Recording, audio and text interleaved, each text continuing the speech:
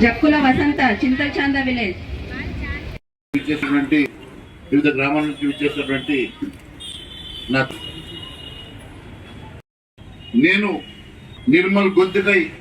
మీ సమస్యలు ఈ ప్రాంత ఇబ్బందులు ఖచ్చితంగా అసెంబ్లీలో వినిపించడమే కాకుండా ప్రభుత్వం ద్వారా నాకున్నటువంటి పరిచయాలు కానీ నాకున్నటువంటి మీరు గెలిపించి ఆశీర్వదించిన బలానికి కానీ ఒక ఎమ్మెల్యేగా